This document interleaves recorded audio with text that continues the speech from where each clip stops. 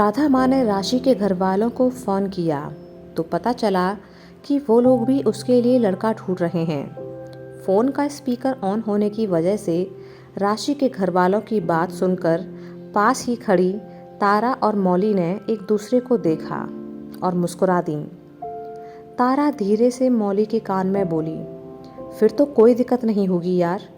इन्हें दूल्हा चाहिए जो हमारे पास है और हमें दुल्हन जो इनके पास है। राधा माँ ने उन लोगों को रोहन के बारे में बताया। राशि के घर वालों को रोहन के बारे में जानकर अच्छा लगा।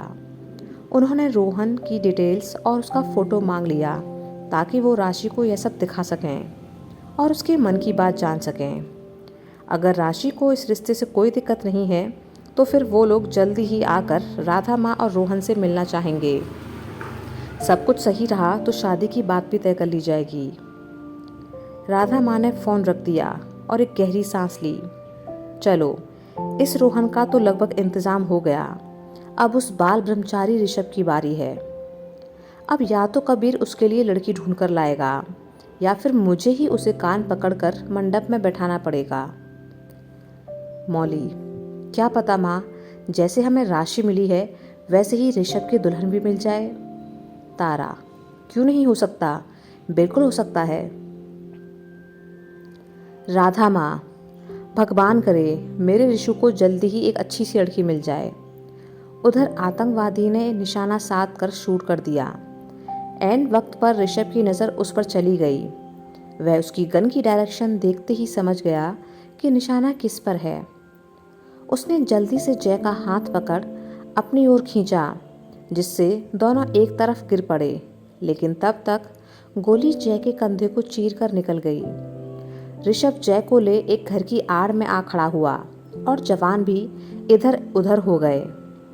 आतंकी ने अब दोबारा फायर करना शुरू कर दिया। अगले चंद लम्हों में एक जवान ने उसे ढेर कर दिया। ये सब इतनी जल्दी में हुआ कि जय को पहले तो कुछ समझ में ही नहीं आया कि हुआ क्या है, लेकिन जब ऋषभ ने उसकी चोट को देखने के लिए उसके कंधे को पकड़ा तब उसे बहुत दर्द महसूस हुआ। ऋषभ ने फटाफट उसका जख्म देखा। तुम ठीक तो हो, घबराने की जरूरत नहीं है, ज़्यादा दिक्कत नहीं आएगी। जय के चेहरे को देखकर साफ पता चल रहा था कि उसे बहुत दर्द हो रहा है। ऋषभ उसे यूं देख परेशान हो गया, लेकिन अगले ही पल जय मुस्कुरा दिया। कोई नहीं सर, आज पहली बार गोली लगी है इसलिए ज़्यादा दर्द है। धीरे धीरे शरीर इस दर्द का आदी हो जाएगा, तब इतना महसूस नहीं हुआ करेगा। ऋषभ हंस पड़ा, तुम बिल्कुल पागल हो, तुम्हारा कुछ नहीं हो सकता। ऋषभ ने इधर उधर देखा, फिर एक पास ही के घर के दरवाजे पर दस्तक दी। उस घर के मालिक ने जब दरवाज़ा खोला तो ऋषभ ने घायल जय की तरफ इशारा किया। हमारे साथी को चोट लगी है, कुछ वक्त तक इसे आपके घर में ठहराना चाहता हूँ। उस मकान मालिक ने बिना किसी आपत्ति के सोल्जर्स को अपने घर के अंदर ले लिया। ऋषभ ने अब एक जल्दी से कपड़ा निकाला और जय के घाव को बांधा ताकि ज़्यादा खून न बहे, और एक जवान को उसके साथ रुकने को कहा, इसका ध्यान रखना।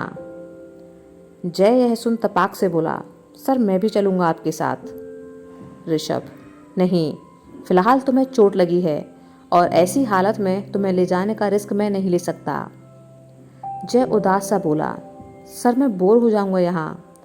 ऋषभ, मैं इन लोगों का बहुत ही जल्द बंदोबस्त करके आता हूँ। ऋषभ जब जय की तरफ से आश्वस्त हो गया तो अपनी टीम को लेकर आतंकियों का सामना करने चला गया। जय मन महसूस कर रह गया। घाव के दर्द से ज़्यादा उसे इस बात से तकलीफ थी कि वह आतंकवादियों का मुकाबला नहीं कर पाया। क्या यार, मैच खेलने से पहले ही चोट लग गई, 2-4 चौके छक्के तो लगा लेता। वह उठने को हुआ कि जवान बोला, सर उठिए नहीं, आपको चोट लगी है, मेजर सर ने मना किया है आपके कहीं भी जाने पर। जय वापस बैठ गया। यह ऋषभ सर भी ना खुद तो चले गए, लेकिन मेरे लिए भी एक चौकीदार छोड़ गए। तारा बार बार कबीर को फ़ोन लगा रही थी, लेकिन उसका नंबर स्विच ऑफ आ रहा था। मौली उसके पास आ बैठी।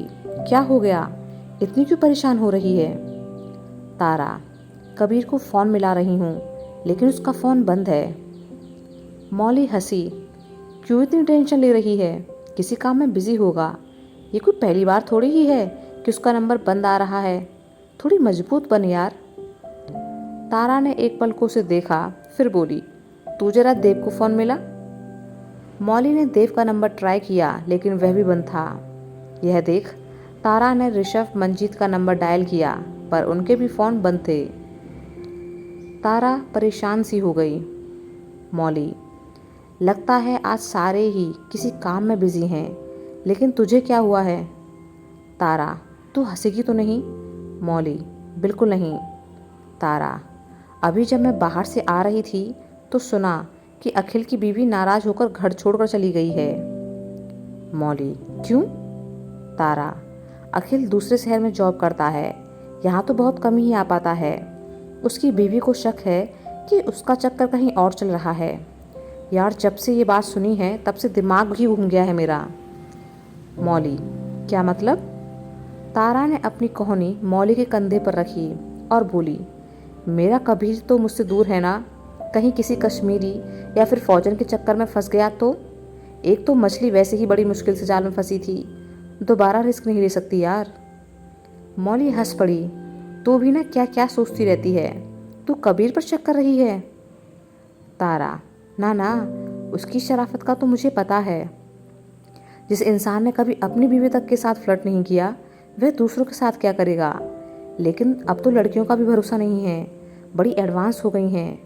मेरा कबीर तो है ही भोला भाला, कहीं किसी ने मौके पर चौका मार दिया तो? मौली, कबीर को अपना बनाने के लिए कोई भी लड़की उतनी मेहनत नहीं कर सकती जितने तूने की है, याद है ना? तारा, इसका मतलब मैं सेफ हूँ, ऐसी सिचुएशन मेरी लाइफ में नहीं आएगी। मौली, हाँ, तू पूरी तरह सेफ है। तारा खुश होते हुए बोली, चलो मैं तो बच गई, कबीर का तो ठीक है, लेकिन तेरा क्या होगा? मौली चौंकी, मेरा क्या होगा? इसका क्या मतलब है? तारा, कबीर तो शरीफ है, लेकिन देव तो शैतान है ना, कहीं उसका दिल।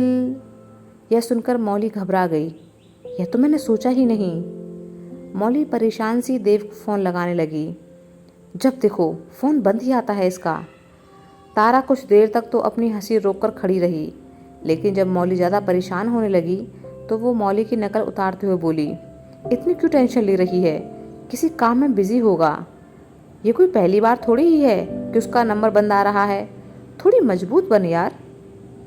मौली नाराज सी तारा को देखने लगी तो वह हंस पड़ी, ठंड रख पागल, अपना देव भी ऐसा नहीं है। मुझे कबीर की याद दिला रही थी और खुद भूल गई कि ये वही देव है जिसने तुझसे अलग होने के बाद भी कभी भी किसी और को अपनी ज़िंदगी में नहीं आने दिया। मौली, लेकिन तू अभी तो बोल रही थी कि। तारा हंसने लगी, मैं तो बस मजाक कर रही थी। मौली ने राहत की सांस ली, तूने तो डरा ही दिया था। तारा, अब पता चला बच्चू, जब खुद के पति पर बात आती है तो कैसा लगता है। बड़ी आई मुझ पर हंसने वाली। मौली, ओह, तो तू मुझे बेवजह देव का नाम लेकर डरा रही थी। आने दे कबीर को, तेरी शिकायत करूंगी कि तू सबको परेशान करती फिरती है। तभी अंदर से राधा माँ आई। उससे क्या कहेगी मौली, ये तो चलती फिरती आफत है, उसे भी परेशान करती रहती है। तारा, तूने रोहन का फ़ोटो वगैरह तो भेज दिया ना राशि के घर वालों को? तारा, हाँ माँ, आप देख लेना, राशि रोहन को ज़रूर पसंद करेगी। मौली, तुझे कैसे पता? तारा, क्योंकि वो मेरे जैसी ही चलती फिरती मुसीबत है और हम लोग अक्सर शांत सुलझे हुए लोगों को ही अपना शिकार बनाते हैं जो हमारी हरकतों को बर्दाश्त कर सकें। मैंने कबीर को चुना और राशि पक्का रोहन को ही चुनेगी। मौली और माँ तारा की बात सुनकर हंसने लगीं। ऋषभ अपनी टीम के साथ मिलकर आतंकियों को ढूंढ मौत के घाट उतारने लगा। घंटे भर के ऑपरेशन के बाद सभी आतंकियों को खत्म कर दिया गया। ऋषभ सभी सोल्जर्स के साथ वापस जय के पास पहुंचा और उसे लेकर वापस बेस की तरफ लौट चला। उसने नोटिस किया कि जिस सोल्जर को उसने जय के पास छोड़ा था वो चुपचाप मुस्कुराए जा रहा था और जय गुस्से से उसे घूरते हुए बार बार चुप रहने का इशारा कर रहा था। ऋषभ ने उस सोल्जर से कठोर आवाज़ में बोला, क्या बात है, क्यों हंसी आ रही है तुम्हें? सोल्जर उसकी डांट सुनकर गंभीर हो गया। सॉरी सर, वो। जय ने उसकी बात काटने की कोशिश की तो ऋषभ ने उसे चुप रहने का इशारा किया और सोल्जर से बोला, कहो। सोल्जर, सर आपने जिस घर में हमें रुकने को बोला था उस घरवाले की बेटी जय सर को पसंद आ गई थी और सर ने तो मुझे शादी तक का प्लान बता दिया। ऋषभ को हंसी तो आ रही थी पर वो शांत रहा। फिर बात नहीं बनी। सोल्जर, सर ने थोड़ा फ्लर्ट भी किया उसके साथ, वो भी मुस्कुरा रही थी। हमें लगा कि काम बन जाएगा, लेकिन सर जब उन्हें शादी के लिए सर बोलने ही वाले थे कि तभी हमें पता चला कि वो शादीशुदा हैं और उनके तो जय सर जितने बड़े दो बेटे भी हैं। दरअसल वो घर के मालिक की बेटी नहीं बल्कि बीवी थी। इतना सुनना था कि ऋषभ समेत सभी सोल्जर्स जोर से हंसने लगे और बेचारा जय अपना सिर पकड़कर बैठ गया। क्या करूं सर, मुझे क्या पता था कि मेरी छोटी सी लव स्टोरी का इतना दर्दनाक अंत होगा। ऋषभ ने उसके सिर पर एक हल्की सी चपत लगाई। पागल, तो मैं वहाँ हमने रेस्ट करने को छोड़ा था या इसको फरमाने को? जय, तो क्या करता, आप मुझे साथ लेकर ही नहीं गए। बोर हो रहा था तो सोचा कि अपने लिए दुल्हन ही ढूंढ लेता हूँ। ऋषभ, अब दर्द कैसा है? जय, पहले से थोड़ा कम है सर। आप परेशान नहीं हो, इतनी सी चोट मेरा कुछ नहीं बिगाड़ सकती। सभी बेस आ पहुंचे। ऋषभ जय को हॉस्पिटल लेकर आया। वह उसके पास ही खड़ा हो गया, लेकिन नजरें जैसे किसी को ढूंढ रही थीं। जय अपने इस कहानी की दर्द को छिपाकर मुस्कुराते हुए बोला, मैं तो आपके पास ही हूँ सर। आप किसे ढूंढ रहे हैं? कोई और भी है क्या? अगर आप यह किसी और ऋषभ थोड़ा हड़बड़ा कर तो इसका सीधा अर्थ है जय की तरफ देखा। के मालिक ने इसे नहीं तो मैं कहाँ कुछ देख रहा हूँ। वह मन ही मन सोचने लगा कि पता नहीं कहाँ रह गई लड़की। सोच रहा था कि उससे मैटर सॉल्व कर ही लूंगा आज। क्वार्टर पर तो सब रहते हैं। गलती से भी पता चल गया कि सुनी बेंगलुरु वाली लड़की है तो मेरा जीना हराम कर देंगे। ऋषभ सीईओ सर के पास चला गया ऑपरेशन की जानकारी देने के लिए। कुछ ही पलों बाद वहां सुनी आई और जय की चोट देखी। जय ने जब स्विनी को देखा तो याद आया कि ये तो वही हैं जिसे ऋषभ सर एक रोज क्वार्टर के आंगन में खड़े घूर रहे थे। कहीं ऐसा तो नहीं कि ऋषभ सर इन्हें ही ढूंढ रहे हों? क्या ये दोनों एक दूसरे को जानते हैं? जय बातें बनाने में तो माहिर था ही। उसने सुनी से बातें शुरू कर दी। आपका नाम बड़ा अच्छा है मैम। सुनी मुस्कुरा दी। Thank you. सुनी ने जय से बातें करते हुए उसका ट्रीटमेंट शुरू कर दिया। जय, थोड़ा और मुस्कुराइए ना। सुनी चौंकी। क्यों? जय, आपके गालों पर जब मुस्कुराते वक्त डिम्पल पड़ते हैं तो बड़े प्यारे लगते हैं। अच्छा लग रहा है देखना। सुनी जोर से हंसी। शायद आप भूल रहे हैं जय कि हम आपके सीनियर हैं। जय उदास होते हुए बोला, जानता हूँ, अपनी बुरी किस्मत का एहसास तो मुझे आपको देखकर ही हो गया। काश मैं आपका सीनियर होता तो कितना अच्छा होता। सुनी, आप हमसे ही फ्लर्ट कर रहे हैं या सबसे करते हैं? जय, यहाँ है ही कौन ऐसा जिसे फ्लर्ट कर सकूं? जिनके साथ रहता हूँ वो सारे सीनियर हैं। एक दोस्त बनाई, वो भी नाराज बैठी है, पता नहीं क्यों। जिंदगी बेरंग हो चली थी, पर अब आप मिल गए हो तो कोई दिक्कत नहीं है। सुनी, क्यों? क्या हमेशा के लिए हॉस्पिटल में ही एडमिट होने का इरादा है आपका? जय, हमेशा का तो नहीं, क्योंकि अपना फर्ज भी तो निभाना है।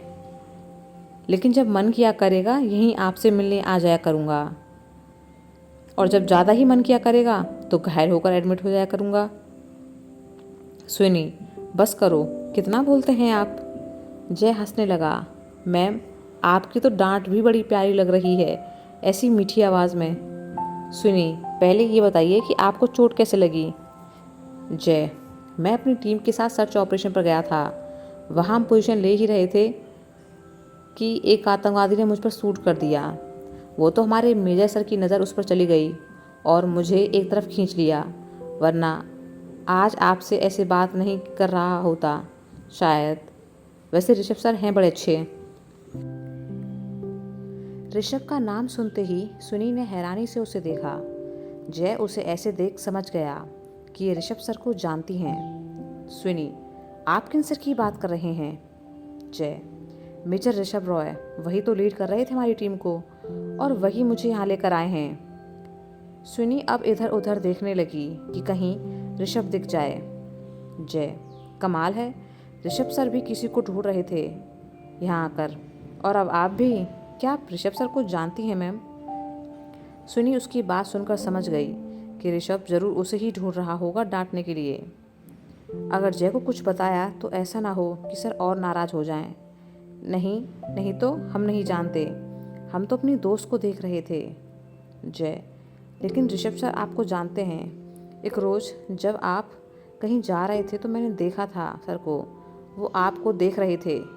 मुझे लगा कि आप भी जानती होंगी। सुनी वहाँ से जाने लगी कि जय बोला, मैम आपके मामले में तो शायद मुझसे पहले किसी और ने बाजी मार ली है। हाँ, अगर आपकी कोई छोटी बहन हो तो।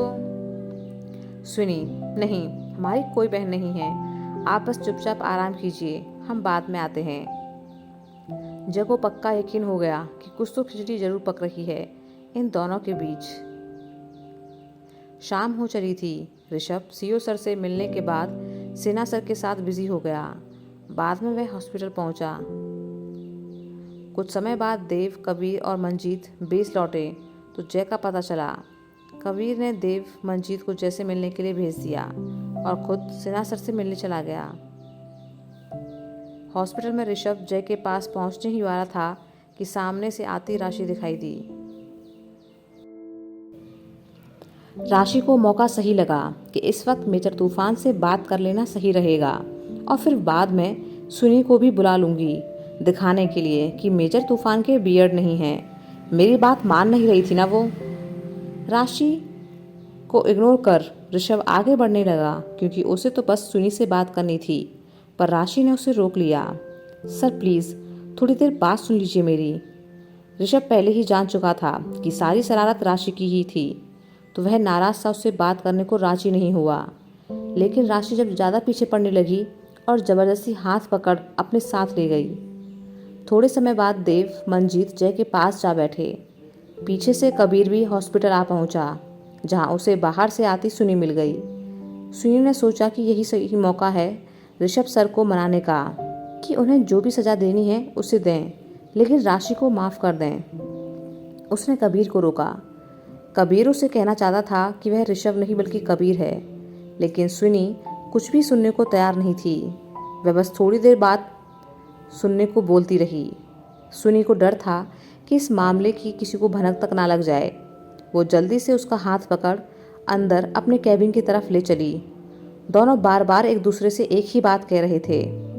कबीर, अरे ऐसे कैसे ले जा रही हैं आप मुझे? मेरी बात तो सुनिए। सुनी, नहीं, आज आप हमारी बात सुनेंगे। कबीर, हाथ तो छोड़िए, सब देख रहे हैं। सुनी, देख लेने दीजिए, आज बड़ी मुश्किल से हाथ आए हैं आप, हम कोई रिस्क नहीं ले सकते। दोनों बहस करते हुए सुनी के कैबिन के अंदर पहुंचे तो वहां पहले से ही बहस की आवाज़ें आ रही थीं। दोनों ने अब बहस करना बंद कर सामने देखा तो सामने आपस में बहस करते हुए राशि और ऋषभ दिखे। राशि, सर आप गुस्सा बहुत करते हैं। ऋषभ, मेरी मर्जी, मैं जो चाहे। उसका और राशि का ध्यान अब किसी के आने की आहट सुन केबिन के दरवाजे पर गया। अब राशि और सुनी हैरान परेशान सी कभी ऋषभ को देखती तो कभी कबीर को।